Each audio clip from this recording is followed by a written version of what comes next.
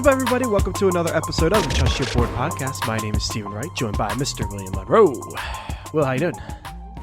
Steve, doing well. Coming off of one of my best weeks of the season here in fantasy. A nice 6-1, and unfortunately, just one big play from DK Metcalf away from possibly being 7-0. Yeah, that sunk us pretty quickly, didn't it? Yeah. I mean, we were obviously hoping for just a mediocre game, but one catch, 80 some yards and a touchdown. One play ended the week for us. Honestly, but we only lost by 4, surprisingly. Yeah, I didn't even look at the rest of his stat line. Was that like it for him? Yeah. I don't think he had much more than he went that, 2 for 96. So it was the one play. God. Literally that one play. So yeah, the dream came true. It just one play. Yeah. That hurts. Yeah, 4 points. So it's a close loss, but with the way that this league is structured, divisional losses are important, and we're 5-2 with a 3-2 divisional record. Yeah, that bumped us from first to third. Still got a game up on fourth. I'm not super concerned about them because they were going to start selling here soon. So, and we do have the tiebreaker again currently against the top team there. So, because it's head-to-head and divisional records, it's a little different than just your usual points for league. Yeah, we should be fine. I mean, there's a 150-point scoring difference between the two of us too. So, yeah, not super concerned about that. Plus, it was a bye week for us for a bunch of people. So, yeah, we did have quite a few people hitting the buys there. So that is okay. But we look forward to week 8. We got some start-sit questions for everybody here. Are you ready to go through them? Yeah, this first one has just been burning in me. I've been wanting to answer this one so bad for so long now. Yeah, this blew you away. So you should look at the doc. It's a fun one for the listeners. It's a little bit cringeworthy. I don't know how you end up in this situation. But Joe Flacco versus the Bengals, assuming he is the starter, or Davis Mills versus the Rams. Will, you could go first. Have fun. Oh, wow. You're so generous. Yeah, this one is not fun. I don't know how you really want to play fantasy football if this is a decision. We were talking earlier. I'm hoping that this team there's no QBs on waivers, and you have maybe Lamar Jackson and Derek Carr. Maybe you have both of those, and just so happens you get the two guys on bye this week, so you have to decide between these two. Could have Russ too. Your starters could be Lamar and Russ, and Carr was your third in a super flex. That's possible. Yeah, could be. We don't have context whether this is a QB1 or super flex start, but if it is a super flex start, you may have better options at receiver or running back than these guys. But if we're just looking at these two and we're deciding here, I think it's got to be Flacco for me, surprisingly. Mills has been playing for a while, but Tyrod Taylor is expected to be practicing tomorrow. So I think even if Mills is the starter, the leash is probably a lot shorter on him than someone like Flacco, who's stepping in and is familiar with the playbook overall. It's a new coaching staff in New York, but he's familiar with the players. I think he was their quarterback either last year or the year before. So I think he has a longer leash. He's going to get the whole game.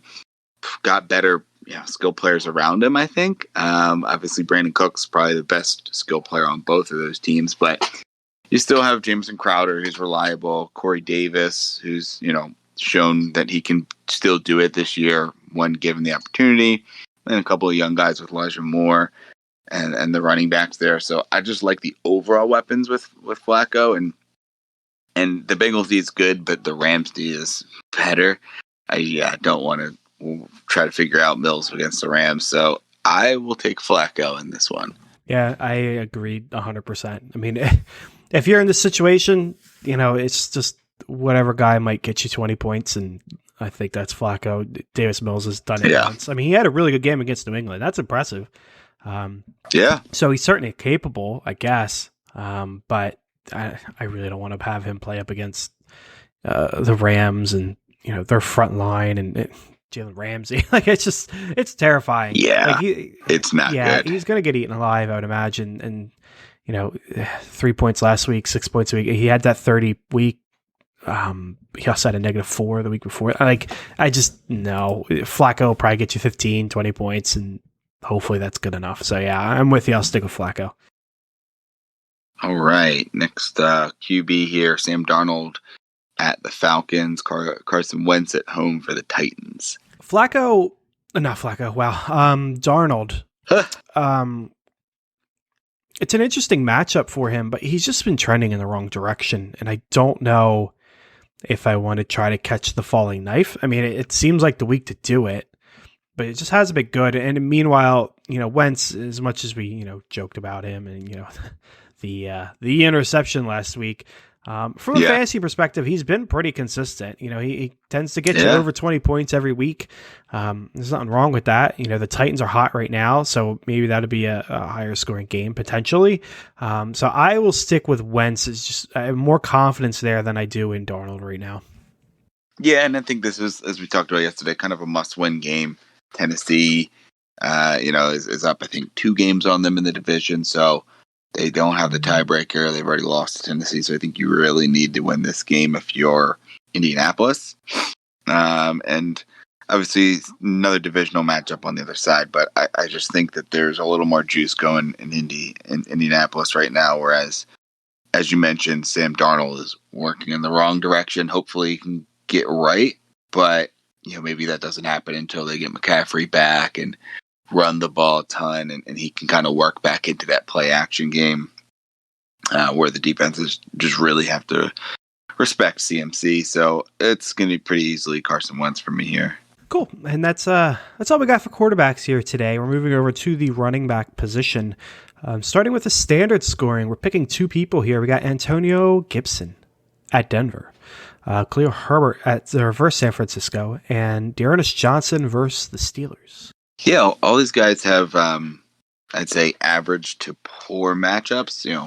Pittsburgh, San Francisco, Denver, all solid defenses, if not, plus defenses. So definitely not really ones you want to play, but in it, when they're all similar, I'm not going to use any of those as like a main tiebreaker. So for me, it's pretty easy. If Chubb's back, it's Gibson and Herbert. If Chubb's not back, I'm still starting Herbert, but you could make the case for Deontay Johnson, especially in a non-PPR, as the guy who's going to get the bulk. I guess even if Chubb's back, you could make the case for Deontay Johnson getting some carries, but I'm still going to take Gibson's upside there just because he's going to get majority of the snaps. Do you see it any different?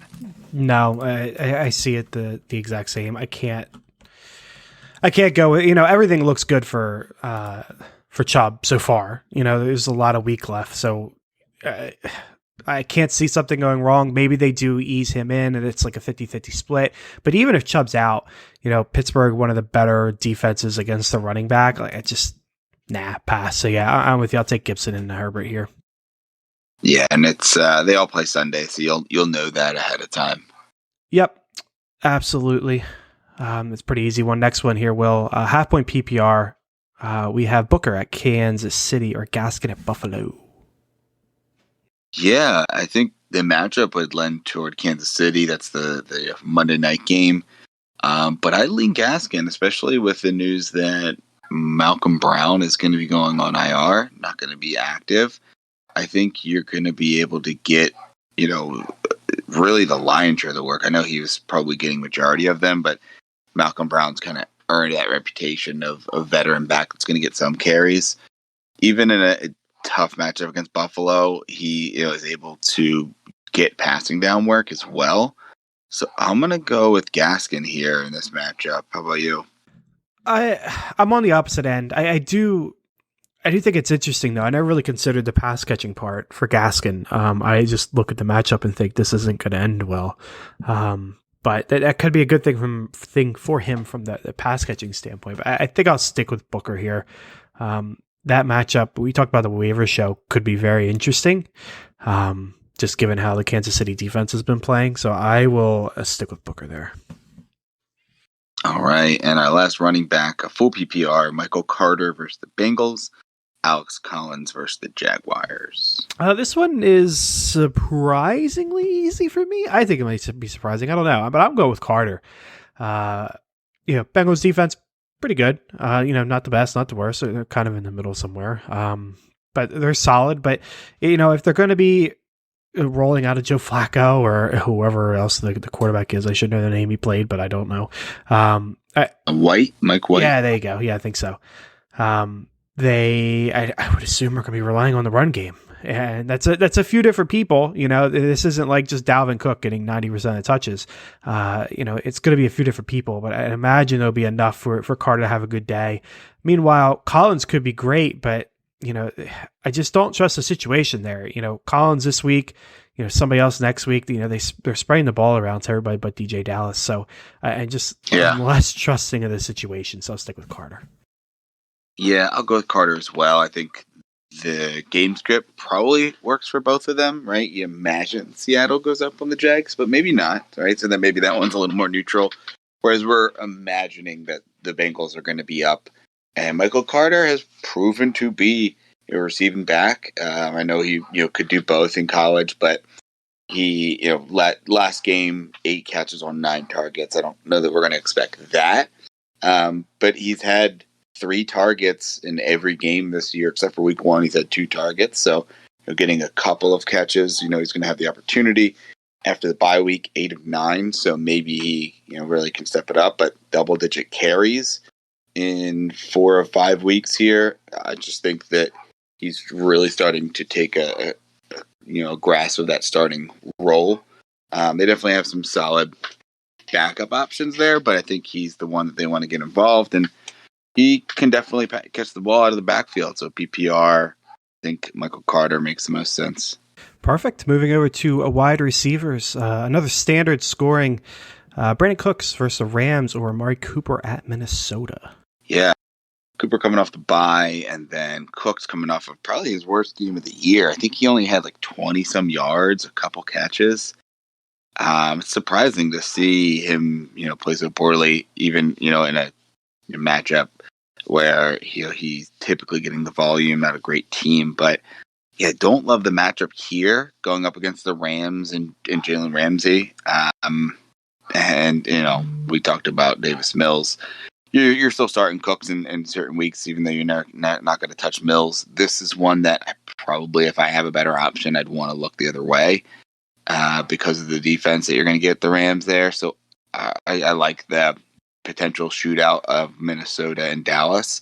So I'll take Cooper here. I think there could be a lot of points scored in that game. I think we talked about it yesterday, and I think Cooper's the play here for me. Yeah, I agree. I think this has the making of a really nasty game for the Texans. If Cooks gets Ramsey the entire time, that's going to be rough. And you mentioned, his last week being bad, but it's actually 2 of his past 3 have been pretty bad. The week prior, he was like 90 yards or something, but before that, he had another game where he had, I think, 20 yards and a couple catches or something to that degree. So yeah, and the Cooks we had in the beginning of the season hasn't been around for the past 4 weeks now outside of that one game. So yeah, that is concerning. But that aside, I just traded for him. I know, for real. But that aside, even if he was doing, average or good, the situation is just scary. Meanwhile, like you said, Dallas is coming off a bye, should be pretty prepared. You trust that offense more. The game could be more interesting, so I'm sticking with Cooper. Right. And then we're picking 2 here in a standard scoring. CeeDee Lamb at Minnesota, Godwin at New Orleans, McLaurin at Denver, Deontay Johnson at Cleveland. Some solid options here. Yeah. Very solid options. I think the first one that I'm locking in is going to be probably Lamb for all the reasons we just laid out for Cooper, really. So I won't rehash the conversation. Everything about Cooper applies to Lamb. The last of the 3 is really difficult, but I think I'm going with Deontay Johnson. He's just been so consistent all year. Every game he plays, I think he missed the 1 week or whatever, but every week he's been really good. Nothing against Godwin and McLaurin. McLaurin's been solid. So is Godwin.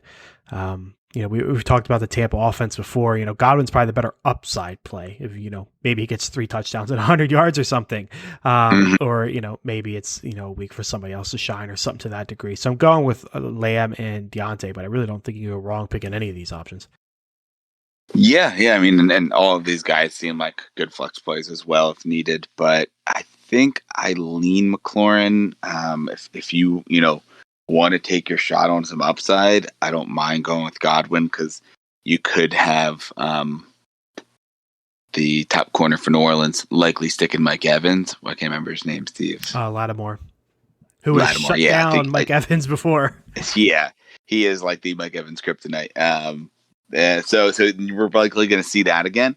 And if we don't have Gronk and or Antonio Brown coming back, you could be in for a big Godwin game. I think Brady said, "Oh yeah, he could get a couple of touchdowns this week," and they all went to Mike Evans last week. Maybe this is the week. So I think there is something we said about taking a shot with Godwin. McLaurin, I think you just know you're going to get the volume there. He's clearly the top receiver on that team. I like Deontay as well, but that Cleveland defense, I think, it's better than people give credit for. They were able to shut down Denver last week and really allowed the, starterless offense for the most part of Cleveland to dominate that game. So I'm going to go with McLaurin and Lamb, but Godwin is a very close second. And if you really want to go, just kind of pure upside with transfer multiple touchdowns, I like the idea of maybe taking Lamb and Godwin. Okay, and our last a wide receiver one, half-point PPR. Again, we're picking two. We have Jalen Waddle at Buffalo, Chase Claypool at Cleveland, and Devonta Smith at Detroit. Yeah, I think they're all solid options. I think Claypool I put in first, and then it's funny, right? Because I talked down on Deontay Johnson, but I mean you're going against three elite options there, whereas you get two rookies here that I like both of them, but Claypool, without Juju there, you are going to get just really three guys getting targets. Maybe the tight ends can get involved, but it's Claypool, it's Deontay, it's and it's Najee. So with just the right, most of the targets going to the other two, Claypool I think has been the guy that they want to go downfield with. He's your red zone threat. So I'm going to start Claypool first. And then it comes down to Smith and Waddle. I think it depends on who's healthy in the Miami game. Because if it is Waddle is your really only healthy option again, you have to go with Waddle. Whereas if you are going to get more guys involved there, I think this is a game where the Eagles offense can do something. We thought that last week, and obviously it came to true at the end there, but still didn't really come to fruition for Smith. So I probably lean Waddle in a vacuum, but it's close between the two of them. Yeah, I think I do struggle with this one. I do like Waddle, and you have to consider everything you mentioned. I just don't like the matchup against Buffalo. Like I really, I'm worried about that game being real bad for Miami. So I think I take out Waddle for that reason. Claypool, I agree with everything you said. I mean, he did have a pretty bad week this week. I like to think that that's just an outlier, though. But it's worth noting. But he did have, I think, 7 targets, 8 targets, something like that. So, it was there. It just didn't happen for him. So, while it piqued my interest, it's not enough for me to go against him. So I'm sticking with Claypool, and then I'll take Smith as well. He gets all the volume, and that hasn't. I don't want to say it hasn't mattered the past few weeks because he's had some solid weeks, like just fine good weeks. It didn't kill you. He didn't win you the week. But it's not. It's not producing those winning weeks. You'd like to see 10 targets and, it's really turned into something. It just hasn't. So, but like you said, it's Detroit. So if there's a week for that to come together, I think it's this week. So I'll go with Claypool and Smith. I'm just more concerned about that Buffalo matchup, I think. Yeah. All right. Moving into the flex options here. We've got PPR Antonio Gibson at Denver, Marvin Jones at Seattle, and Kadarius Toney at Kansas City. This one's pretty easy for me. We're still up in the air on whether or not Tony's going to play. I haven't heard anything. Yeah, that's Monday night too, so it's tough. Yeah, I'm kind of confident because they did rule him out later in the week. I think they ruled him out Friday last week, so it wasn't something immediate. And it's a Monday game, so he has extra time, but you're going to get burned if you're wrong. So I don't think I could go with Toney. Marvin Jones had a good week. in his last week. So that's nice, but it was kind of the first week, I think it's like week 1 that he's done anything relevant. So I just can't trust him. So I will go with Gibson here. Yeah, I'm going to go Marvin. I think you can't go wrong with Gibson or Marvin. They're both solid options here. But, I mean, we actually saw Marvin Jones get, he gets a ton of targets, 9, 11, 8 the first 3 weeks, then 3, 6, and then 10 going into the bye. And his first 3 weeks were actually pretty solid. PPR scoring 19, 18, 12, and then 5 and 4. A lot of people kind of forgot about him and then came back to life last week, 23, or 2 weeks ago, 23 before the bye. Seattle's defense is not very good. This could be a game where it's, fairly close. Jacksonville stays in it. So I think Marvin Jones, I'm going to take my shot there with him, especially with, no Chark for sure. And then they just ruled him out. I think they all kind of assumed he was going for the year, but he's officially rolled out for the year. So it's really just Marvin and Chenault. Yeah, and it's worth noting they're coming off the bye, which, from a game planning standpoint, that's obvious. But it's also, bye week's a good thing for a rookie quarterback. Maybe this improves, Lawrence's play a little bit, and that's going to help everybody on the team, right? So you can't overlook that. But moving along, our last start sit question here, PPR we got 4 options here. Javonte Williams, versus Washington, Brandon Cooks versus the Rams, Jarvis Landry versus the Steelers, or T.Y. Hilton versus Titans. Yeah, this is an interesting one. I'm going to rule out Cooks for the reasons that we laid out earlier. PPR, gets a little bit more of a boost because probably going to get a few catches closer to the line, but rule him out. Landry and Hilton, interesting options, but I can't sit Javonte Williams. Waiting for the breakout. He's looked good in recent weeks, and it just seems like we're getting closer and closer to him really breaking out. I don't know how you got good volume. I think he only had 4 carries last week, but 7 targets, 6 catches. He's really pacing to get more and more involved in the passing game. And he's, 4 carries last week. But other than that, he's close to double digits, if not double digits, the entire year. And as we said, that was really a weird game against Cleveland last week. So I like this matchup against Washington. Their defense that on paper is great is not. He's got Washington, Dallas, and Philly coming up against going into the bye week. Not elite defenses. I know Dallas has been playing better, but definitely has options here to get rolling. So I'm going to go Javonte Williams. Yeah, I'm with you as well. Cooks are moving for the same reason that you mentioned that we talked about before. Hilton, if he plays, he might be fine. Who knows? Mm-hmm. I'm not going to roll the dice on him. Not playing against Houston though. So. He's not, so that's definitely a bad thing. But it doesn't matter, regardless. He's third on the list. Landry could be interesting as kind of the lone survivor there of the starters, but the Pittsburgh defense is pretty good, and I don't know. I just don't trust him. Meanwhile, Javonte's been good, and like you, I'm kind of waiting for that breakout to happen, despite the fact that we just traded for Melvin Gordon in Dynasty League. So if Javonte wants to just hold off for a while, I'd be fine with that. But it seems like his kind of week. So I'm going to stick with Javonte there. All right. So move over here to our trade questions. First Dynasty trade here, 10-team Superflex. Kyle Pitts or T. Higgins in a 22 first? This is an interesting one. I don't want to be too biased about Pitts having 2 good weeks because he hasn't done much the rest of the year. But again, it is Dynasty. You got to think long term here. I think to me, it's gotta be Pitts.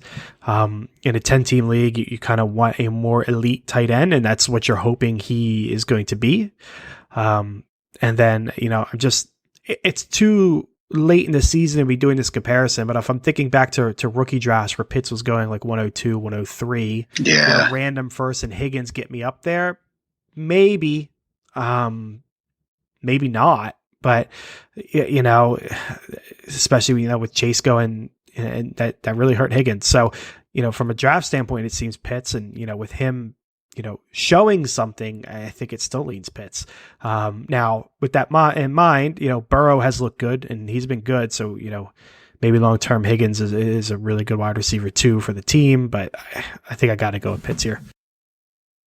Yeah, it's Pitts for me as well, especially, this draft people are not as excited about. So it's 22 first. We don't know exactly where it is here, but, even if we call it kind of a middle pick.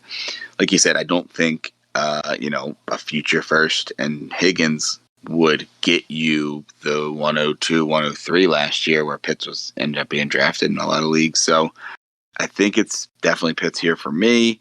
I like Higgins, and the Burrow argument I think is going to come into play here for our second dynasty trade option. But I think Higgins being the number 2 guy there, it's a decent package, but I would want to hold on to Pitts or make that move for Pitts if I could, especially in dynasty. Yeah, and you alluded to it. It's a trade, but it's also just who do you want? Straight up PPR and dynasty, Jamar Chase or Justin Jefferson? Yeah, 2 guys I think that are probably top 5 dynasty wide receivers. They've proven it here, early in their careers. And a lot of times, those younger guys, the youth is going to rise to the top. You still have your Devontae Adams, Stephon Diggs, your Tyreek Hill, but those guys are a lot older. You have a lot more runway with Jefferson and Chase. I like both of them. I think Chase a little bit more for me. I mean, it's funny because they were teammates. They won the national championship together 2 years ago. But I think Chase, even when they played together, Chase kind of just looked a little more special. Obviously, you're really, trying to split hairs here, but I think a lot of it comes down to the quarterback, right? Burrow's looking to be recovered from that injury. He's going to be able to grow with Chase, a guy that he played with for a while. And Kirk Cousins has looked good this year, but it's still Kirk Cousins, probably not going to be, Jefferson's forever quarterback. So I'll lean Chase, even though, we've seen less from him. We've, seen Jefferson look elite here in a season and change. I'm gonna lean Chase. That is my lean too, for all the same reasons. If the quarterback situation was even, I might lean Jefferson because we've just seen it for longer from Jefferson. We got the large part of the season last year, and this year, like, Jefferson's a proven guy where, I don't think many people believe it. It's in the realm of possibility that Chase is just hot and he cools off. And, he's on pace for like the best rookie season ever. Yeah. So 7 weeks is a lot to try to dispute too. It's crazy. Yeah, for real. And like, do I think he's going to do that for the rest of his career? No. I don't think many people are, but again, he could just be hot and maybe he settles back down to a level below Jefferson. That's possible, but you can't ignore the quarterback situation. Who's Jefferson's quarterback? 35 catches, 750 yards, 6 touchdowns, 7 games. Yeah, it's unbelievable. Unbelievable. Yeah. But again, what happens when defenses get more of a playbook on them? You have that first year, and then once they take the offseason study, things change sometimes. So we'll see, but you can't ignore the quarterback question. Like, Burrow is the long-term solution. Mm-hmm. They have the chemistry. Who's Jefferson's quarterback in 2 years? Because I don't know the answer. I know Aaron Rodgers. Does he pull a Brett Favre and end up in Minnesota? Could be. You imagine? I don't know. I mean, Davis Mills. Like, does he get kicked? and they got to settle. Like, who knows? I don't think it's Cousins, and that's some rookie. That's what's concerning. So I'll go with Chase. All right. Next up, redraft 12-team half PPR. Joe Burrow or Tyler Lockett. This one in a redraft is tough for me. Like, this is a trademark me kind of move. Trade your quarterback and get a wide receiver, but that wide receiver hasn't been doing anything. When Wilson comes back, which have you heard anything on Wilson? I think there's a chance it could be in the next week or two. It could be longer. Like, the injury, I think, was originally 1 to 2 months, like 6 weeks or something. But like, all the words have been that he's, progressing better and better and coming back soon. So I don't know. I don't know that we have definitive, one way or the other. But yeah, I mean, we have Jacksonville this week and then the bye. So feasibly, maybe he comes back for Green Bay in week 10. Yeah, I think that's possible. In which case you're getting Lockett and he's not going to be super, I mean, he's got Jacksonville this week. He might be fine. but maybe average this week. Definitely can't use him the next week. If that was the case and Russell's coming back week 10, I would go with Lockett and just stream the quarterback or do whatever you want with quarterback. It really depends if you want to roll the dice there. I think I would, and I would take Lockett. Yeah, to roll the dice, and your league, right? Is there quarterbacks out there? Is 12-team league? Is everyone rostering 2+ quarterbacks, and you're trading Burrow and you don't have any options, or you're taking a big downgrade? Maybe you don't want to make this trade. But if you are a team that is winning, you're 5-1, 4-2, you've got another quarterback option, or there's good streaming options, and you want to buy low on Lockett and see if you can call your shot with Russ coming back sooner rather than later. Yeah, I don't mind that as well. So I think it just kind of depends on where you're at. I probably would take Lockett. I want to be on the receiving Lockett side rather than Burrow side and redraft. But yeah, it's interesting. Our next one's pretty interesting. Also a very me type move. A nice 2-for-1 PPR. Patterson and DK Metcalf or Zeke. Yeah, that one's tough. I think I'd almost think that this. It just doesn't seem to add up. Like, it seems like Patterson and DK just has more value. I mean, Zeke obviously is an elite level runner, and this is, just this year, you're not looking at, dynasty. So it's, you don't have to factor his age in as much. It's really, do you think Patterson can pace, it doesn't have to be the exact pace of Zeke, but, pace slightly behind him?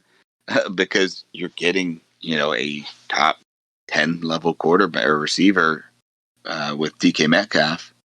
And, once again, if he's going to be decent, but if Russ comes back, he could be back to, having that wide receiver 1 overall potential that he has. So I'd probably lean DK and Patterson. I don't know, what scenario Zeke will be better if you just need to win this week, but, Patterson's been able to do that as well for you. So, I don't know. It's tough. I think I lean the package side. I do too. And I think the toughness is that, despite Patterson being good, very good, and consistent, it's still Patterson and you still just don't trust him, It doesn't matter. You're just kind of waiting of being like, okay, eventually the shoe's going to drop and his fantasy is going to come to an end and he'll be back to where he's always been for his whole career. And, Mike Davis takes over or something. But like you said earlier about whoever else would chase, it's been 7 weeks. That's long enough. Like, it's not 2 or 3 weeks at this point. So I'll stick with Patterson. I think, Zeke and Metcalf, that's a good comparison, and to pick up a running back and maybe running back wide receiver, depending on your site usage. I think that's fine. Flexibility. Yeah, exactly. And I've used that to my advantage. That's for sure. So I'll take the package. Yeah. Our last trade question here, PPR, DJ Moore and Brandon Cooks or Devontae Adams. I think this is an interesting trade.